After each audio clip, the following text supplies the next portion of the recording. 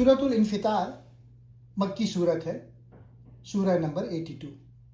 اس میں قیامت کے حالات، انسان کی غفلت، اعمال کی نگرانی اور آخرت میں جزا و سزا کا بیان ہے۔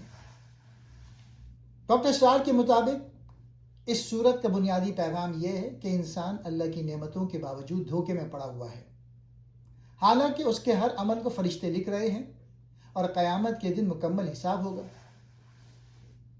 قیامت کے کائناتی مناظر۔ سورت کی ابتدا قیامت کے عظیم واقعات سے ہوتی ہے، جب آسمان پھٹ جائے گا، جب ستارے بکھر جائیں گے، جب سمندر پھٹ پڑیں گے، جب قبریں الٹ دی جائیں گی۔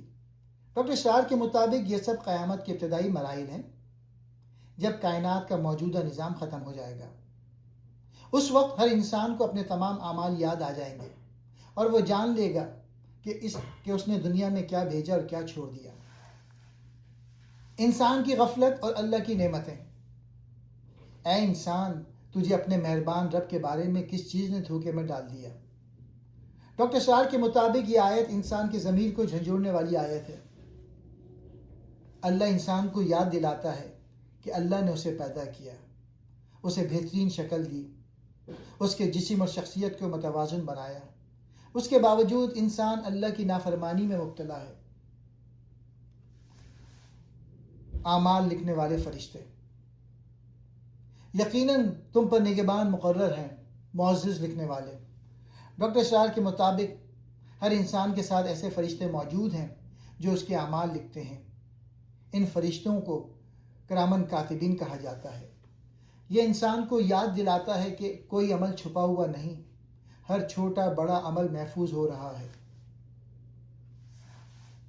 نیک اور بد لوگوں کا انجام۔ نیک لوگ نعمتوں میں ہوں گے، بدکار لوگ جہنم میں ہوں گے۔ ڈاکٹر اسرار کہتے ہیں کہ قرآن واضح کر دیتا ہے کہ انسان کی اصل کامیابی آخرت میں ہے۔